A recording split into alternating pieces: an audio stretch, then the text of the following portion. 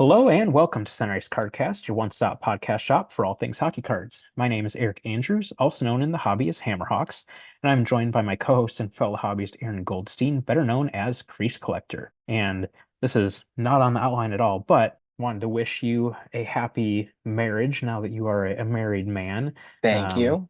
that's kind of why we've been a little bit AWOL of late. Obviously, you've been busy, and you've also had other family weddings to attend and things of that sort. So, yeah, I just wanted to congratulate you on that right off the top. But anyway, turning to the cards, which is what you guys are here to listen to, not hear about our personal matters. But anyone who's been around the show for a while knows that both Aaron and I love, love, love President's Choice trading cards and the things that they do, the types of cards they make, and just obviously a very high quality operation ran by Dr. Brian Price, who, of course, was the former owner of In the Game back in the day. But of course, there are people who aren't aware of President's Choice and things they offer. So, to start off the episode, both Aaron and I have added a card made by President's Choice to our collections lately. So, we figured we would just start off kind of showcasing President's Choice and some of the things that they do and are known for, and just give them a little bit of a spotlight. So, for me, I will start off with the card that I recently added to my collection. And this is a type of card that I have a few of in my collection already, but not of this player. It is a stick handle card. So, of course, it's a one of one of Martin Brodeur. Hey, that is amazing. Wow. That is fantastic. I love those original first or second edition stick handle cards with the gray there. I think it works really well with the Brodeur stick. But that is a card that, 12, 13-year-old me would just die over. That is just fantastic. Oh, such a good card. Wow, I did not expect that. That is like a cornerstone piece for any goalie or Brodeur collector, even someone like myself. So that is just wow. That is amazing. Didn't expect that. Stunning card. Wow. Yeah, it was definitely a little bit spontaneous. Some of you guys might remember the flurry stick handle that I added earlier this year, and this card also came from Mike Miller. And yeah, we were kind of just talking, and that card came up, and I was like, like that's a really sweet card, and like you can't go wrong having a really nice Brodeur card in your collection. So I'm gonna go ahead and grab it. And yeah, I like you said, I love this design as well. Just a very clean and classy look. I think, like you said, it really complements the stick piece itself very nicely as well.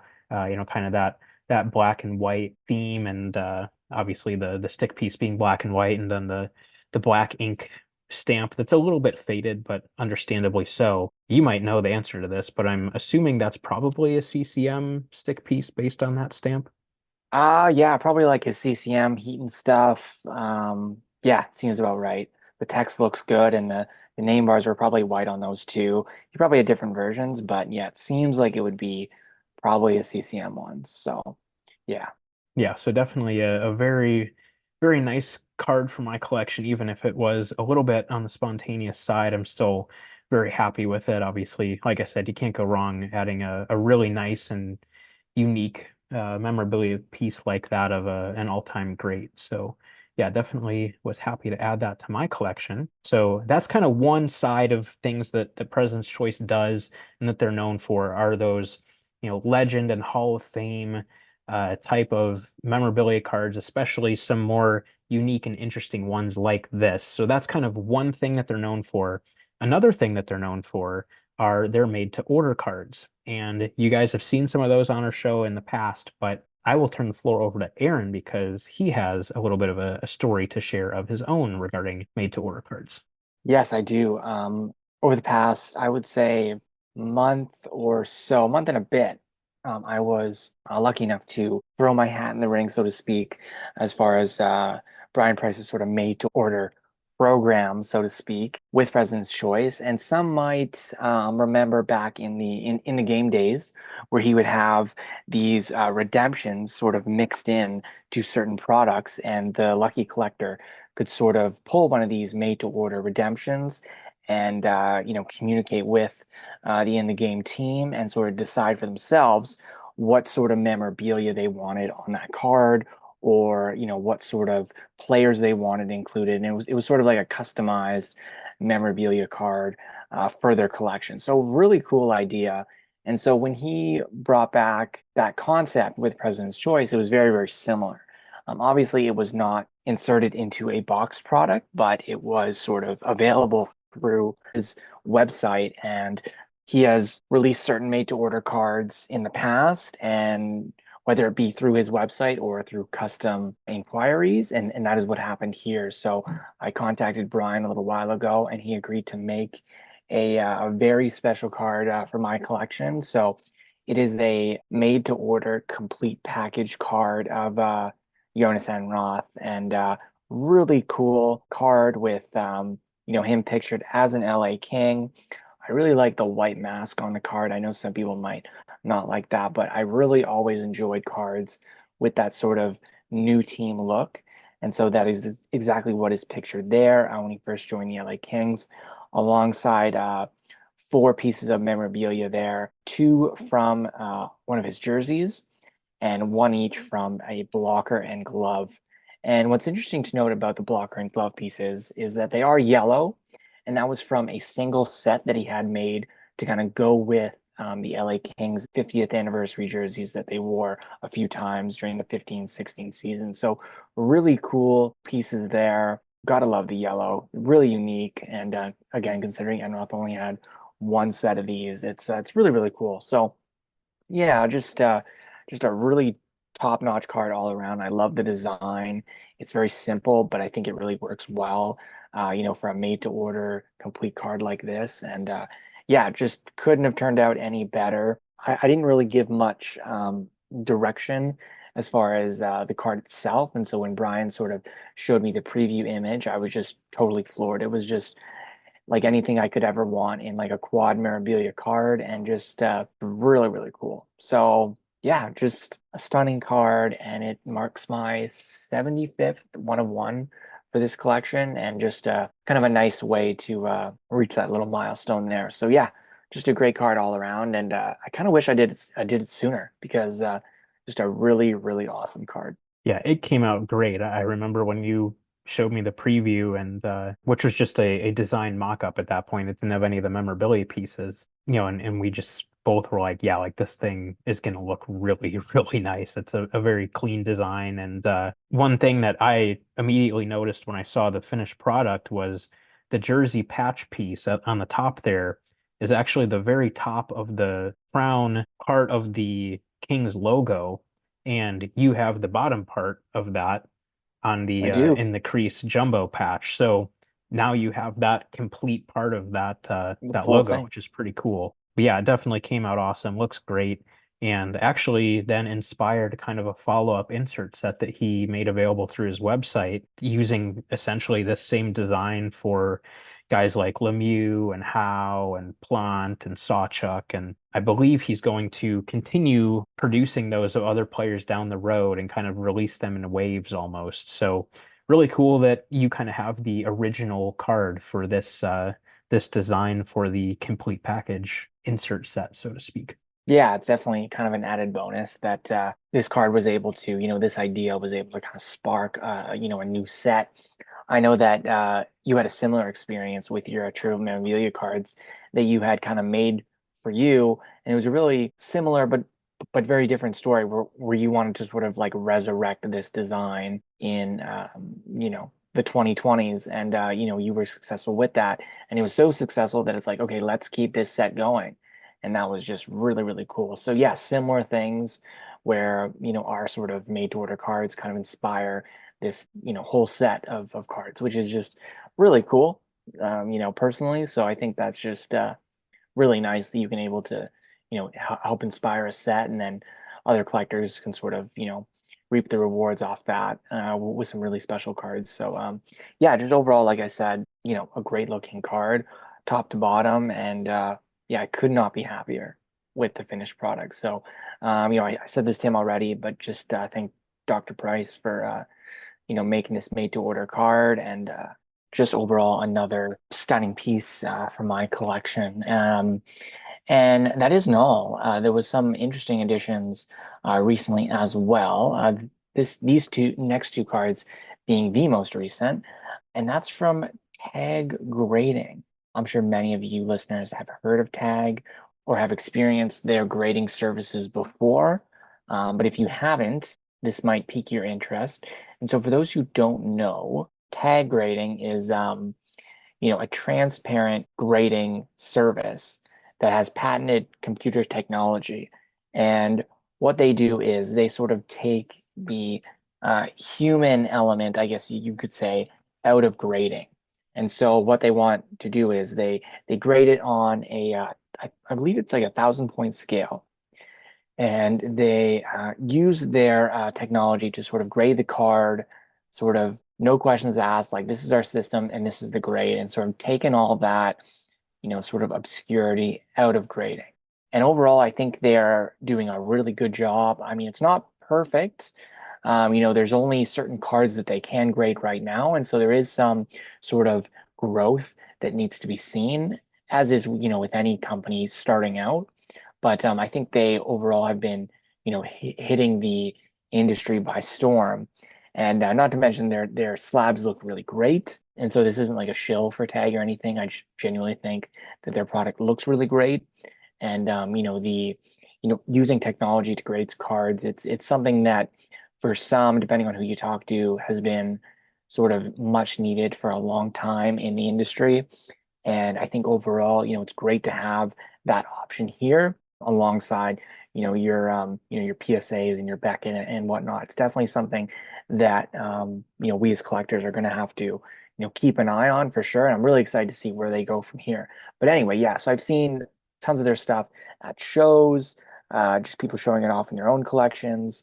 Eric, I know you've had experience with Tag as well, and just sort of, was really intrigued by their process. And so I did two things. I bought a tag rated card recently, and I also submitted one of my own at the recent Toronto Expo back in the spring.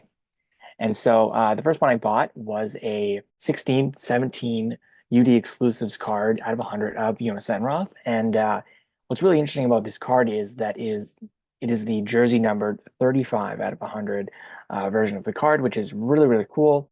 It's his first and last jersey numbered card on the Leafs that he would have received. So just to have that in the collection as a Leafs fan is pretty cool.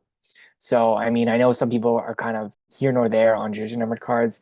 I personally like them and will pick them up when I can, price permitting, of course. And so this one was, especially being a tag graded copy, was right in my price range, and got it for a very, very good price. And yeah, so it made its way in my collection, and was able to sort of experience firsthand, the tag slabs, and looking it up on their grading sort of platform there on their portal. So yeah, I was overall really pleased. But the next sort of thing that I was interested in was to see, okay, so what would my card come back as? This card, the UD exclusives, came back a 9, which was really cool. And so just taking a look at that card and trying to remember what my card that I submitted looked like, which was a 0910 Enroth Young Guns. I've sort of have like a running collection of Young Guns in my collection graded by different card graders.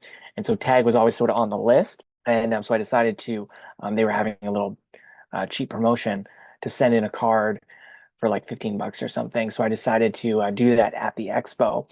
And it was kind of my fault. I kind of forgot the last second. And so the morning of, I kind of, was rushing to leave. And I just sort of went to my binder of loose cards, and just sort of quickly flipped a couple pages, and found a couple Young Guns. And those were my sort of extra Young Guns. They weren't, the main ones that I keep in the collection. And so they were just sort of a handful of just kind of thrown away Young Guns that I have in a binder. And so I just quickly looked at those quick and just chose the best one. And so I really wasn't sure, one, if this was the best Young Gun I had condition wise, and two, okay, this is the card I'm submitting. I just threw it in my backpack and left. What will it grade as? I really don't know. And so, I just sort of blindly just sort of threw it in there and just sort of said, okay, well, like this is going to be the card. And I didn't really care about the number, to be honest. I just wanted another graded company in the collection. I thought that was really cool. And so, hey, it was cheap, and, they'll slap my card. Sweet. Sounds good. And yeah, so I kept tabs on it for a little while, and I did manage to receive a notification that it is going to be shipped, and I had to resist the urge to look at the grading on their portal before I received the card in hand and was able to open it up, but I luckily did so and pulled the card out, and surprising to me, it was a graded a 9 mint. So that was really cool. And went in on the portal again and looked at that card and saw the grading and the edging and the photography and the close-ups and stuff like that. So it was a really cool experience, sort of from beginning to end, sort of seeing this process, from start to finish. And so, like I said off the top, with Tag, it's going to be super interesting to see how they sort of grow in the future and keep improving on their process and have the ability to grade really thick, cards from the cup, for example. It's going to be really, really cool to watch them grow. And hey, who knows if maybe if they have some more export promotions, maybe I'll submit another card or two. So yeah, just overall was really happy with that experience. And yeah, I now have two tag rated cards in my collection. So just wanted to touch base on that. I know it's not, the biggest or the best collection in the world, but to add something sort of new at this stage in the game is always really exciting. So yeah, and that definitely includes, tag graded cards. So really excited to add those in. And yeah, their slabs really do look good. Well, I'm glad that you are now part of the tag community, so to speak. Yeah, I mean, I'm definitely a big proponent of what they do. It's the product truly does speak for itself. The thing that I always tell people is that tag offers objectivity, consistency, and transparency, and no other grading company can say the same. We talked about on the last episode a lot about grading, kind of knowing that we were going to then talk about tag probably in this episode, kind of just to show the juxtaposition between the, quote unquote traditional human grading that you'll get from PSA and Beckett and SGC and KSA and, all of the companies that you're probably familiar with, compared to what tag offers. And like we said on the last episode, you might send something to PSA and maybe that person's having a good day and they're handing out tens like it's Halloween candy, and that's great and dandy. Well, the person next to them might be a tougher grader and say, well, no, this is only a 9, actually. Well, then move to the next day, and those two people feel the opposite way. And now the first person gives it a 9, the second person gives it a 10. So there's just not that consistency. And again, when it's humans, they're going to perceive things differently. So it's a very subjective grade. Whereas with tag, what they do, obviously, yes, they're having a human that is putting the card into, the grading machine, but the machine is set up to just be purely objective and consistent and how the software is set up. So there really isn't a human element to it other than once the system has done that grading process, the human grader will kind of look the card over and say, yeah, that grade makes sense. Like it did what it was supposed to do. So it's not 110% AI computerized everything. Like a human is still confirming that that checks out, but the human is not the one making the assessment of what the grade should be. So that's where the objectivity comes from, in addition to the consistency. And then what you were talking about is you can go on their website and look up any card that they've ever graded. You can look at the grading report and it will break down the condition of the card. So you might say, well, yeah, PSA does that too. Like you can go on their pop report and see, oh yeah, this card graded a 9. Well, yes, but why? You don't know. You don't know what the traditional graders. Whereas with Tag, you can go on there and it will explain every single little reason why this card graded the way it did. Now, one thing to kind of be aware with that, well, they use that 1,000 point scale for their grading system, they do have two different grading levels that they use for cards. So there's what's called their X service, which just provides a 1 through 10 grade at the end of the day, which is what those Enroth cards are. There's then also the S service, which uses the 1,000 point scale across the board. So you not only get a 1 through 10 numeric grade, but you also will get a 1,000 point grade as well. So, for your Enroth cards, you got a 9, but you don't necessarily know, okay, was that a 901?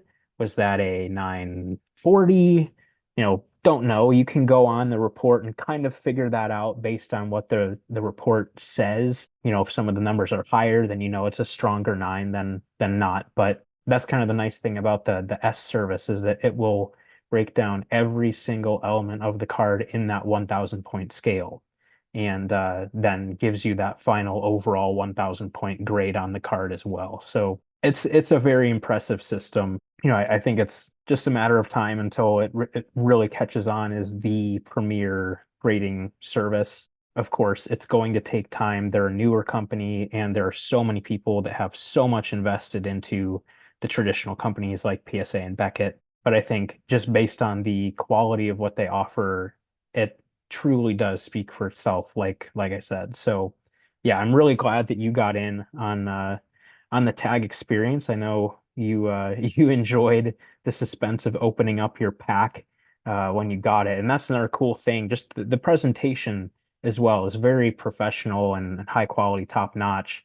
When you get a card back that you submitted to them, it's literally in a tag foil pack. So you get pack opening experience when you open your card.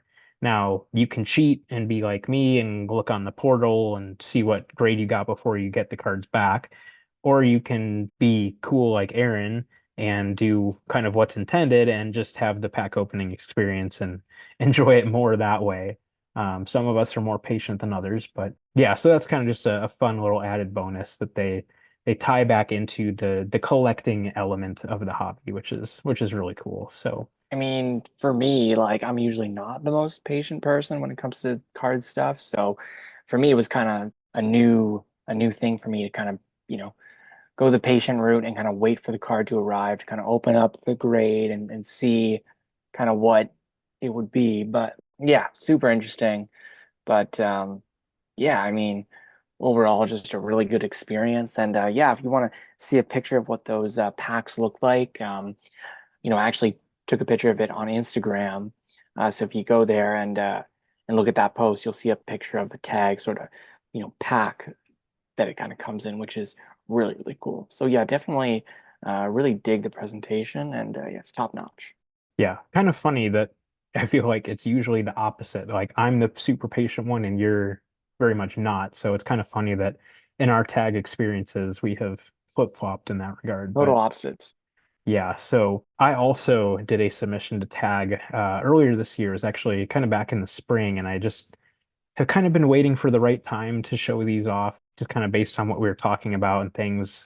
This was the right time to do it. So I had always kind of known that I would want to send more stuff into them. Some of you guys might remember the 2023 national episode where that was my first experience using tag. You guys might remember the Marc-Andre Fleury Gold PMG that I submitted to them and had them grade at the national. So that was my first experience using tag and was just so blown away by everything they did that I knew, to me, like it was just immediately like this is the only grading company that I'm ever going to use moving forward. Like it's just it speaks for itself, like I've said 3 times now or whatever. But yeah, so I knew that I would eventually want to do it again, but they were just kind of going through such rapid growth that they were essentially not allowing people to do that S service that I mentioned, which is the full 1,000 point scale system for everything across the board, just because it's a little bit more labor intensive on their end. So they were trying to not create a huge backlog like PSA and Beckett had, kind of at the height of the COVID collecting times where they were just so backed up for months and months and months on end. Tag said, well, we don't want to do that. We still want to be good with our estimated return times and things like that. So for a while, they were only offering that X service, which is, I guess, just a little bit quicker for them to do, and they're easier to get through more of those more quickly. So the S service was actually not available for quite a while. They would offer it in very limited quantities, like maybe at a show or something like that, but you could not just go on their website and just outright purchase that grading system. So, I kind of was keeping an eye on that, saying, well, I know there's a few cards I would like to do whenever they offer that again. So back in the spring, they were able to kind of ramp up their production and get back to being able to offer the S service on a more regular basis. So they're getting caught up with their staffing and things like that in order to be able to do the full scale system. So yeah, so I was able to get in on one of those. They call them drops. So I was able to get in on one of the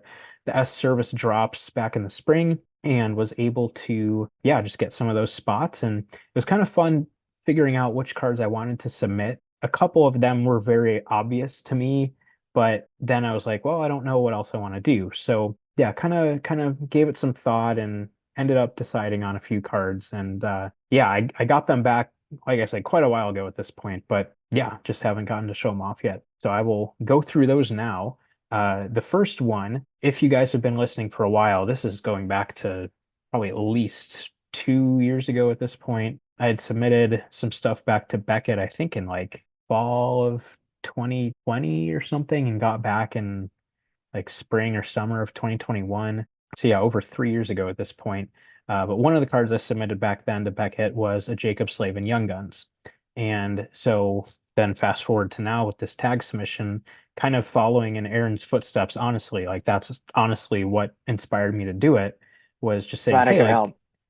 yeah, just like it'd be cool to have Slavin Young Guns graded by different companies. So I have the Beckett one I submitted before. Now I have a tag, and this was the one that I was definitely most confident in the grade that it would get.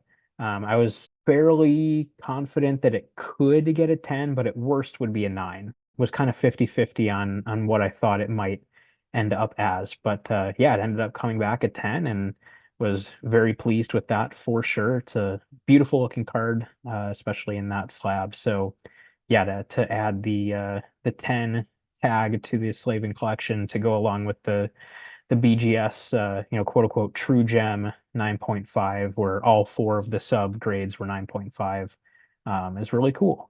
So maybe one day I'll get around to adding a PSA 10 to the collection. I'm not a PSA fan. You guys have heard that story during that national episode, but yeah, so just being able to get that 10 on the Slavin was very exciting and definitely glad to have that one. That's awesome. For PSA, do you know how many there are graded? Like aside from being like I know you mentioned a 10, but how many in total are graded? Like maybe some nines, some tens, maybe even an eight. I'm not sure, but are there a lot out there that you could maybe just pick up for the collection just to sort of add that other company? I haven't checked to see what the pop report is, but I know they're definitely out there. I'll see them posted on eBay every now and then. See, I've seen eights, nines, tens on eBay. I feel like there's one, depending on what the grade is, but you will see a Slave and Young Gun graded by PSA on eBay probably once every like couple months ish.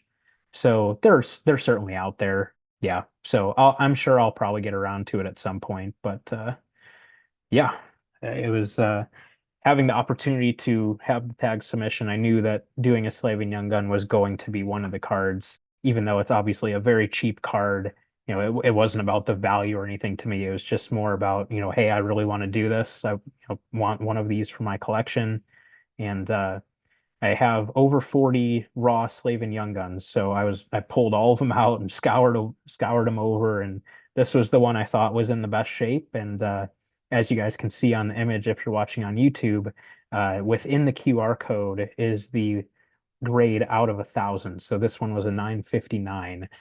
Anything above 950 is what gets you into that 10 gem mint grade. So yeah, I was kind of like on the fence of like it's definitely going to be a 9 with a decent chance at a 10. So yeah, to be over that 950 threshold and get the 10 overall was obviously very exciting. The second card that I submitted, this one was not one that I necessarily had in mind right away when I initially bought the grading spots. But after giving it some thought, I was like, this is probably a good card to get graded. And I think it would just look really nice in the slab. And, just for the preservation's sake and all that, I think this would just make sense to do. I was very much unsure of what this grade would be. So I was kind of not setting any expectations for it and just hoping for the best. I knew there were some elements of the card that were very clean for what it is, and some elements that I wasn't sure, how they might be perceived or not. So, yeah, I was not sure what this would come back as, but it is a 2005, 2006 Upper Deck Artifacts rookie of Sidney Crosby, and just a beautiful, beautiful card. One of my all-time favorite designs, honestly. And yeah, the fact that it came back as a nine, I was just floored, honestly. I did not expect that. But yeah, just a truly stunning card and looks fantastic in that slab. So yeah, like I said, I was just so happy with that grade. And again, that's kind of the nice thing about the S service is it's a nine, but is it 901, 902? Is it 945? That's the nice thing about tag with the 1,000 point scale. You get a very good idea of really where something is. So seeing 921 as the grade, like it's a strong nine. It's not at the very top, but it's not at the very bottom either. It's kind of right in that middle ground of this is a solid nine. So yeah, that was definitely when I was curious to see how it would do, and getting that nine, I was absolutely thrilled and very glad that I submitted that card for sure. Man, those cards are like, if you want to talk about an underrated card, it would be the Sidney Crosby Artifacts rookies for sure. Like those cards are just, to me, still super underrated and just like under 1,000 copies. Like just that's such a nice card, and I wish people paid attention to them more. But yeah, really good grade and just solid card. Yeah, that's a nice one. Yeah, like I said, with the design, I think just kind of like that blue background is a really nice color and kind of unique on cards, honestly. And then, with the NHL shield behind, and I really like the photo too. Like I know the photo on the Ovechkin one, well, it's not a bad photo. It's just not, I don't know, it just doesn't do much for me. Whereas I think this photo on the Crosby one is just a very, I don't know, I don't want to say like regal type of look, but it's just like it just has that feel of like this is a really, really nice card. So yeah, this is a card I've had in my collection for I don't even know how long, probably 18-ish years, 17, 18 years, something like that, and had just been sitting in a one touch. And yeah, I was like, it's time. And yeah, could not have been happier with that decision for sure. It looks awesome in the slab. And that's another thing that we kind of have touched on before, but the imagery that Tag provides once they grade a card is just so, so spectacular. Like this is a card, obviously you can scan it, you can take a picture of whatever, but it's really difficult getting good photos of slabs sometimes, and Tag especially because the slab is clear and then the text is white. So sometimes it can be hard to just take your own photo of the slab. So part of the process is they provide this imagery of every card they grade, and it's just absolutely spectacular imagery. So that's kind of one of my favorite things about what they do, honestly. I mean, obviously the grading process itself is what you're there for, but getting that quality imagery is a very, very nice bonus of what they offer for sure. So yeah, I was very happy about that one. And then the last one, this was one that I had thought about grading with Beckett back in 2020, 21, like I said, but just decided against it because I wasn't sure. I think there was like one hint of wear on it that I was like, I don't know how much that might affect a potential grade. So I held off on grading it back then, and I'm glad I did because then I, of course, ended up using it in this submission. And this is a Connor McDavid Young Guns that I pulled myself back in the fall of 2015 at release. And fortunately, and I was kind of surprised, but obviously this was a very pleasant surprise. It came back as a tag 10 and got Nice. that 963, which is a very, very strong grade. And again, what's kind of cool, you guys can scan the QR code there. You can look up this, the grading report for it if you want and see how everything broke down. But what's really remarkable, honestly, and I kind of noticed it when I pulled it out to submit to tag, but the centering is a little bit off as far as where the foil is stamped. You can kind of tell, especially looking at the Upper Deck logo, it's a little bit to the right of where it should be. And if you look at the grading report, that's really about the only thing kind of quote unquote wrong with the card. Almost every other aspect of the card graded at like a 990 or above. So if this card was centered properly, it would have very, very likely gotten above 990, which is what gets you into their pristine category, which is wildly difficult to do. So it's kind of funny, like, like I'm bummed that it didn't have the correct centering and couldn't have gotten that high, but you can't complain about a 10, McDavid Young Gun. So yeah, I was absolutely thrilled with the result on that card for sure. I mean, when you want to talk about iconic cards, I think, McDavid's definitely right up there. And especially with such a new grading service like Tag, to kind of get on their sort of, I guess, population report radar with one of those McDavid 10s is just it's really something. So, yeah, just a great card, great slab, and of course, a great grade there. So, yeah, just from top to bottom, just a stunning, stunning card, and definitely caps off your recent additions on a really solid note. So yeah, can't go wrong. Like you said, you can't go wrong with the McDavid graded 10 in any way, shape, or form. Can't really beat that. So that's just amazing. And especially Pack Bowl too, which is extra special. Yeah, definitely. So it's a very sentimental card for me. I bought a ton of retail boxes at the time and just opened them until I pulled the McDavid Young Gun. So it took way more boxes than I would have liked for it to have. But yeah, eventually pulled it and certainly will not be leaving my collection for sure. So yeah, to have it in that tag 10 slab is just awesome and yeah, was absolutely thrilled and that more than made the submission worthwhile for me. Yeah, could not have been happier with that. So that's kind of a little sampling there for you guys of tag and their grading system.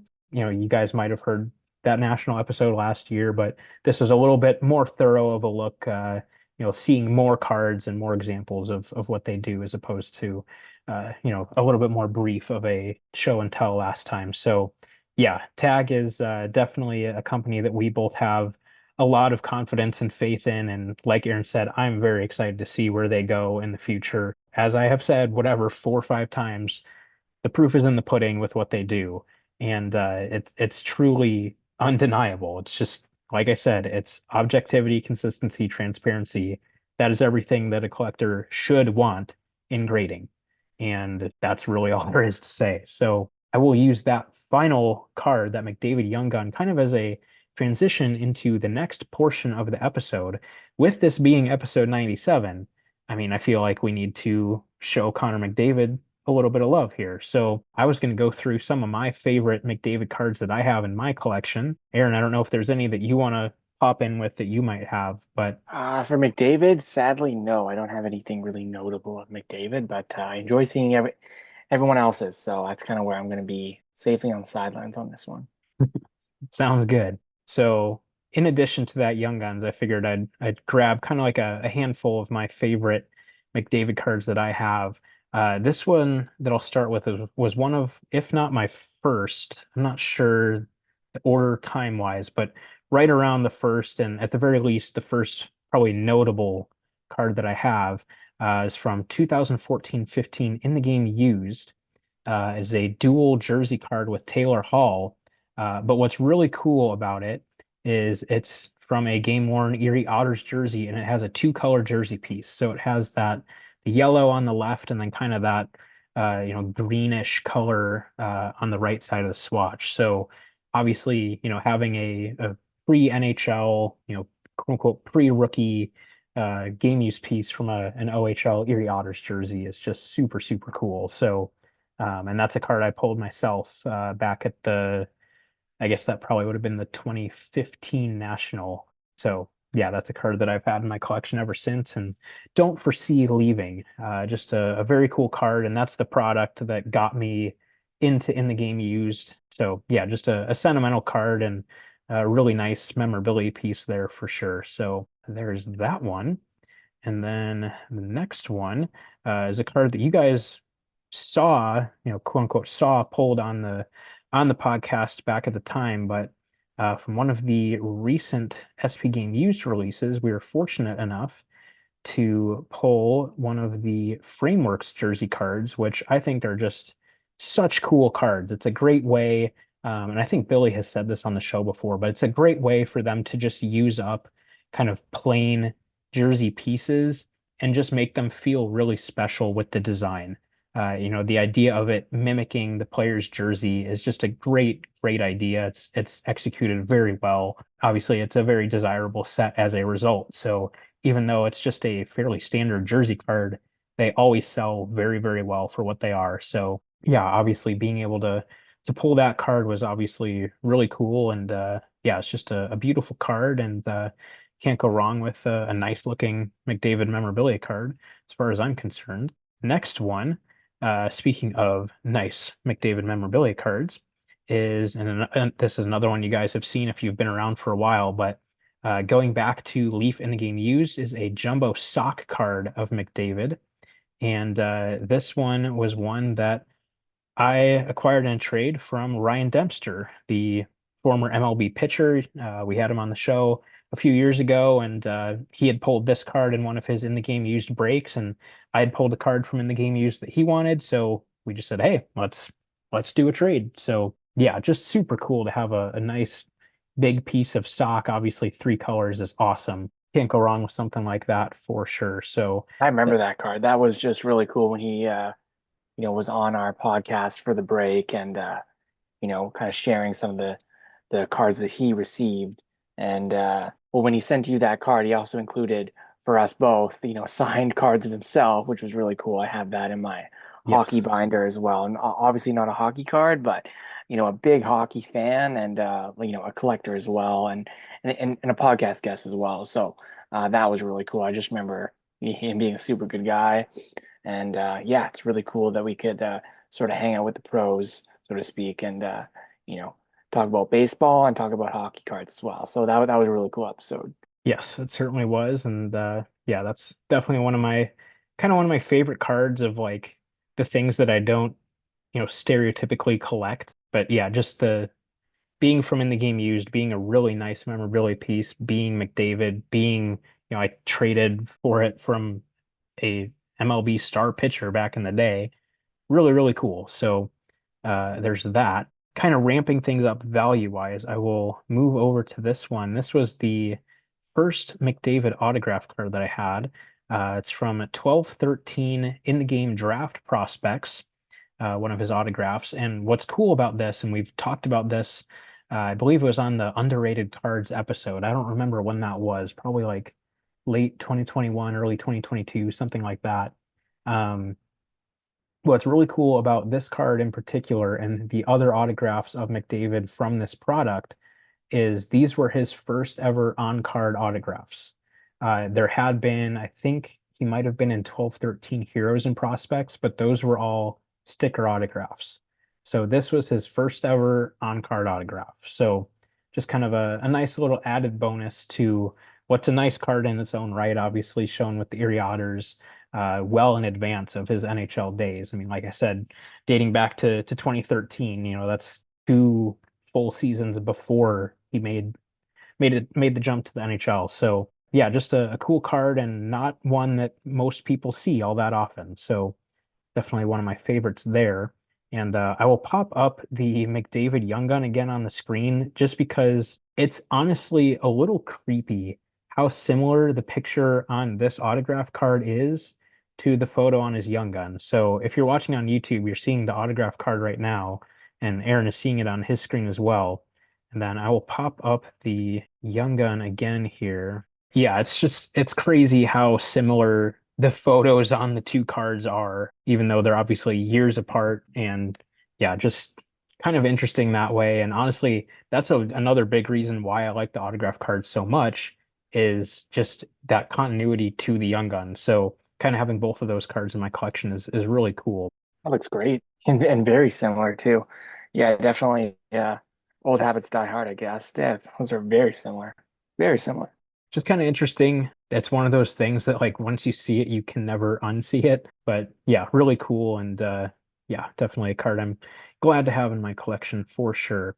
And then obviously the Young Gun, like we talked about already, but then the final McDavid I'll share. This is another one you guys have seen on the podcast before if you've been around for a while, but this is a card that I really wanted to have when I kind of decided that I wanted to have a McDavid rookie autograph in my collection. This was the one that really immediately came to mind, that being the 2015-16 Upper Deck Ice Premier's Auto out of 125. Just a card that I feel is very underappreciated. I feel like the Ice cards are undervalued and underappreciated. And yeah, I mean, an acetate auto numbered out of 125, nice photo, nice, clean, solid signature. Can't go wrong. So that was definitely one that I was very excited to add to my collection. And yeah, very, very happy still to this day that I have it. Yeah, another underrated card. One that I don't know the sales currently, but I know back when you first picked it up, they were still at that point, underrated. And the fact that you were able to snag one here, the six of 125 just goes to show you the rarity of these cards and, acetate, hard signed, rookie year, just really, really solid all around. And yeah, very impressive. Yeah, and once Tag expands their ability of what they can grade, so currently acetate is not one of the things that they're able to grade, but once they add that, this is very likely going to be headed to a Tag slab. So yeah, another card that I think would look really nice in one of their slabs, and just getting that preservation for it would definitely be a good thing long term for sure. So yeah, I'm glad you mentioned kind of the timing of it worked out really nicely because back when I got this, which I believe was fall of 2020, they were still, I mean, it was still a big card at the time, but it's definitely much more valuable now than it was back then. I want to say they're probably about 2.5 times what they were back then. So yeah, this is probably not something that I would really be able to feasibly go after nowadays. So definitely glad that I was able to pick it up when I did. And yeah, just know that I'll always have that McDavid rookie year autograph card checked off the list. And it's the one I had always kind of been hoping to get. And yeah, just definitely a very significant card in my collection for sure. Just even from a value standpoint, of course, but just for what it is, a hard signed serial numbered rookie year autograph of one of the greatest players to ever do it. So yeah, that's kind of wrapping up the McDavid part of the episode there. Like I said, it's episode 97. We had to give the guy some love, right? So yeah, figured a little show and tell session there would be fun. And then turning to the last part of the episode, in the most recent package we got from Upper Deck, one of the boxes was 23-24 Upper Deck Synergy. So figured we would just pop that in here and kind of go through that. Synergy is a very interesting product. Obviously, its perception in the hobby is mixed, I would say. A lot of people don't like it, don't see the purpose of it, don't see the point of it, and just don't see much value in the cards and things like that. So, it generally kind of has a bad reputation in the hobby. And I think, and this is something we've talked about before, but I think it was just such a different, unique, innovative type of thing when it first came out that people just didn't really know what to do with it and didn't know how to react to it. And it was just, such a different concept and, was out of the norm that people just didn't gravitate toward it.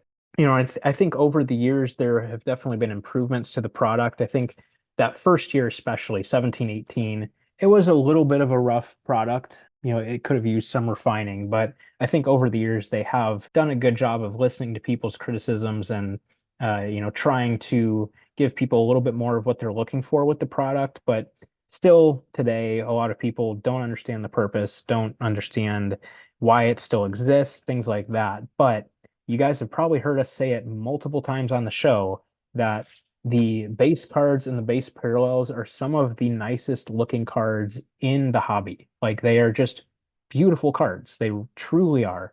With the acetate foil board combination, they're just very nice cards. So, even though maybe they don't have the best value, they don't have the most desirability, whatever. Again, it's one of those cards. If you have a favorite player in the set or whatever, go out and grab one of them. You can get one of the red parallels of pretty much any player, maybe other than like Gretzky or like the top rookies. You can get pretty much anybody for like a dollar or two at most. So do yourself a favor and just grab one of those cards because they are beautiful cards. They truly are. So, but yeah, we will hop in here and check out 23-24 Synergy.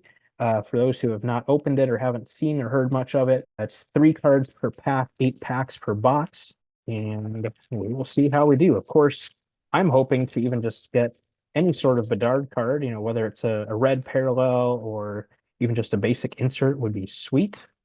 I would be very happy about that. So starting off, we have got a red parallel, and that's certainly a very nice one to get for the Detroit Red Wings, Gordie Howe. Hey, that looks awesome. Like obviously being a Detroit Red Wings card, there with the red just looks really, really stunning. And I would agree with you about just picking up a couple cheap cards from the product. I mean, I did the same thing with a couple goalie cards from my collection, and yeah, it just looks great. Yeah, and some of the red parallels have a bounty code on the back. The How does not. I want to say it's like 50-50 pretty much on copies that do versus don't, but every year with Synergy, there's a bounty program. If you collect the entire red parallel bounty set, then you get, I believe this year it was a gold parallel set numbered out of 25. And then there's some other things associated with it as well. But you'll oftentimes see people say online, like, oh, this is a bounty one, or oh, this is not a bounty one. So just to clarify there. Second card is a cranked up insert number out of 849 for the Ottawa Senators, Ridley Gregg, a guy that we almost always seem to pull in every Mr. 23-24 Slapshot. box. That's right. As a That's Leaf right. fan, you just had to rub it in that much more, and that's okay. It's totally okay. Yep. So But yeah, really, really interesting pull there. and to follow that up, we have a Thrill Rides insert for the aforementioned Toronto Maple Leafs of Austin Matthews. Hey, there we go. Perfect. Those are nice looking cards right there. Yeah, a lot of interesting technology built into Synergy, and yeah, they look really, really cool, especially in person. Yeah, absolutely. I mean, it really is one of those products where you have to see the cards in person to truly appreciate what they are. It's always been touted as a technology-based set. So whether that means mixing acetate and foil board or just using unique foil patterns and things of that sort, that's what the product is all about. And some people like that, some people don't. It's not everybody's cup of tea. That's okay.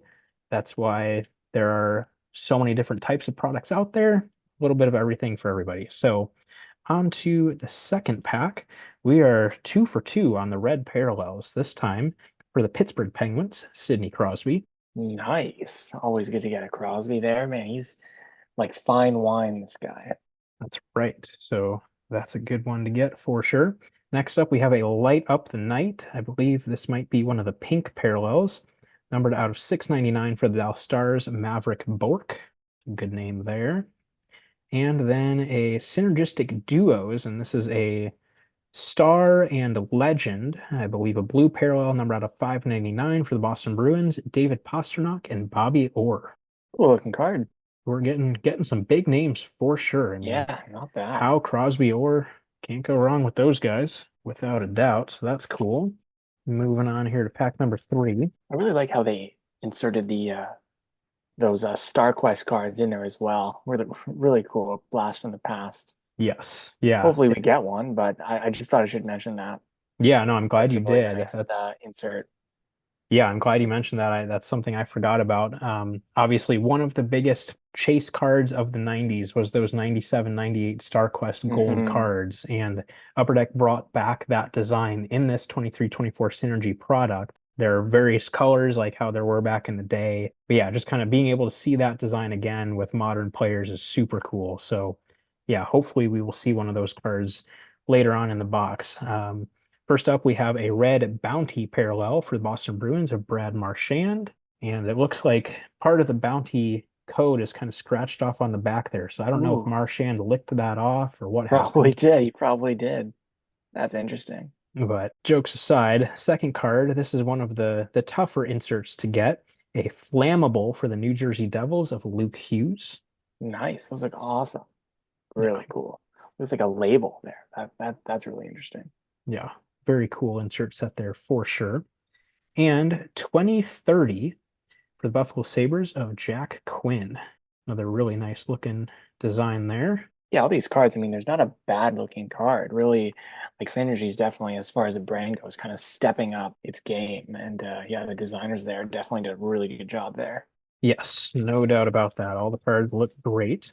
On to the fourth pack, we have another red parallel for the New York Islanders of Ilya Sorokin. We have a cranked up red parallel also for the New York Islanders of Brock Nelson, and a rookie journey numbered out of 999 for the Nashville Predators of Igor Afanasyev. So a little bit more of a basic feeling type of pack there. No massive big names or anything like that, but that's okay. Of course, there are autograph cards sprinkled throughout.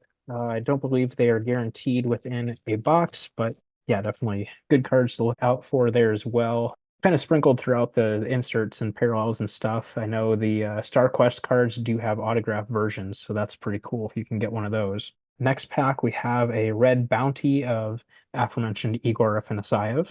We have a Light Up the Night. I think this is a blue parallel, again, for the Nashville Predators of Yaroslav Askarov, who is a goalie I really like. Very, very athletic, exciting, flashy type of goalie. So it'll be fun to Yeah, he's see. everywhere. He's everywhere in the net. It'll be fun to see how his career goes, given that they just extended UC Saros. So everyone kind of Awesome move there. figured that Askarov would be the long-term answer in Nashville, but that might not be the case. So Not right now. we'll see what happens. And then finally, a star of the show of David Pastrnak. To pack number 6, we've got a red bounty for the Vegas Golden Knights of Jack Eichel. And I think I jinxed us because I kind of mentioned how we can't stop pulling this guy in 23-24 products. We have a Light Up the Night rookie auto numbered out of 99 for the Ottawa Senators of Ridley Gregg. Oh man, we got to start a collection. Like it'll be the podcast collection. I That's know hilarious. We pulled some decent cards of that guy. Just his name keeps coming up. Mr. it does. Slapshot. It does. That's cool. Nice looking card for sure. Yeah. And a Thrill Rides of Jordan Kyrou. So nice to get a rookie auto of a decent name there. I mean, we joke about always getting Ridley Gregg, but at least he's a decent player. Like, I feel like a lot of times people get stuck pulling no-name minor leaguers as their rookie hits every year. So can't complain too much about Ridley Gregg.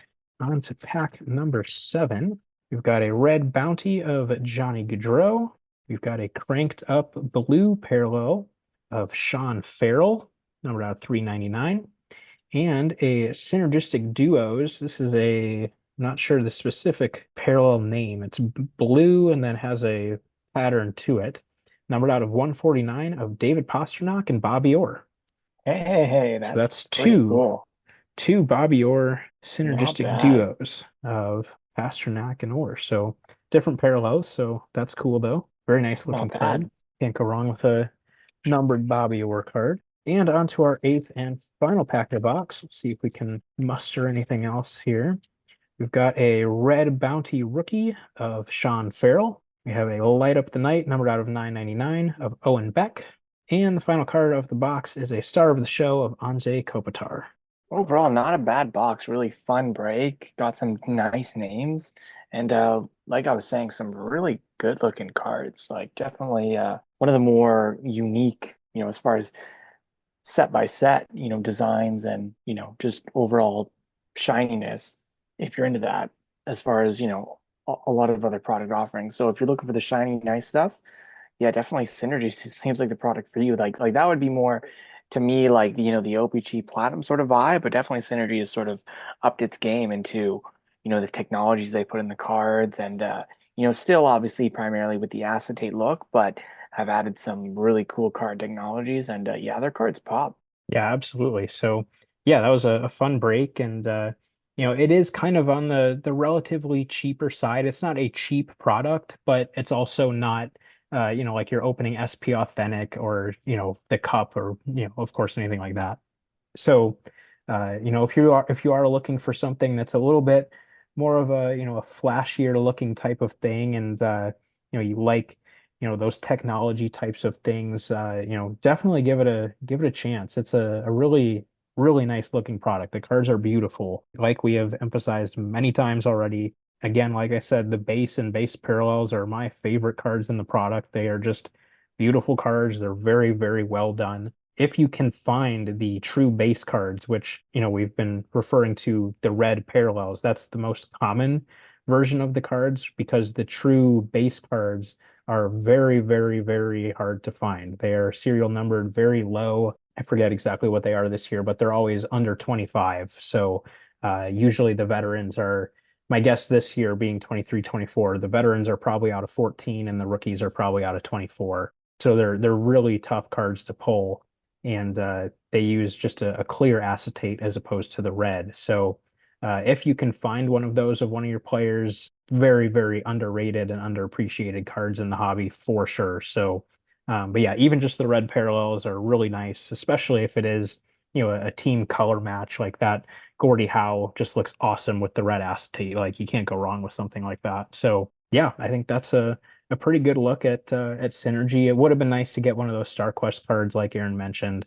Really, really cool insert set. Nice to see that they brought that design back. I'm not the biggest proponent of bringing back every design under the sun, but when it's something that was a hugely significant insert set like that back in the day, bringing that back and seeing it done with modern players is obviously really fun. So yeah, definitely cool there. And yeah, that's a look at 23-24 Synergy.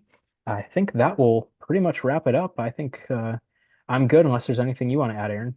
I'm good. Yeah, definitely a fun podcast. Again, like we mentioned earlier, a little bit of a break for us, just on my end, personal end of things and scheduling. But and I also have a honeymoon coming as well. But it's really nice to just sit down and get some podcast time in. So I'm hopefully the viewers appreciated it too, and find it fun as we do recording it. So yeah. Thanks for following along for another episode, and we'll catch you very soon. Absolutely. And also part of that package from Upper Deck was a box of 23-24 extended series. So that'll be coming up soon, probably in the next episode, honestly. So just didn't want this one to go too long, but yeah, just figured we'd space out the breaks a little bit there and not overwhelm. I know, in the last episode we opened a few products, so figured we'd lighten it up a little bit as far as breaking in this episode. So yeah, hopefully you guys enjoyed kind of the mix of topics here, obviously highlighting some really cool cards from President's Choice and talking about Tag and what they do and showing off some of our results and stuff.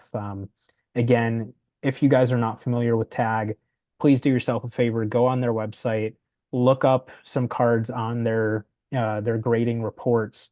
Use some of our cards that we showed off on this episode so you guys can see what you're looking for.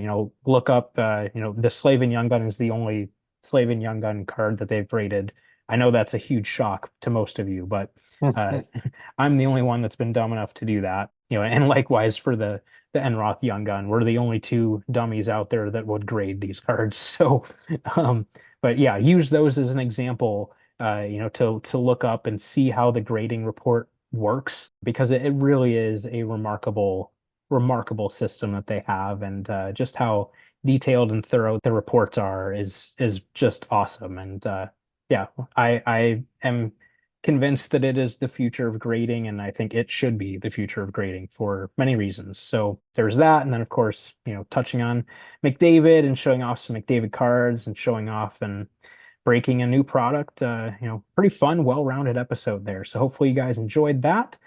Stay tuned for the next episode, which will be episode 98. So, I'll let you guess who we might talk about a little bit on that episode. But until next time, please be sure to follow us on social media. We can be found on Facebook, Instagram, and YouTube at Sunrise Cardcast, and on Twitter at Sunrise CC. Please also be sure to subscribe to the show on your podcast platform of choice to make sure you never miss a future episode. Until next time on Sunrise Cardcast, keep collecting those hockey cards.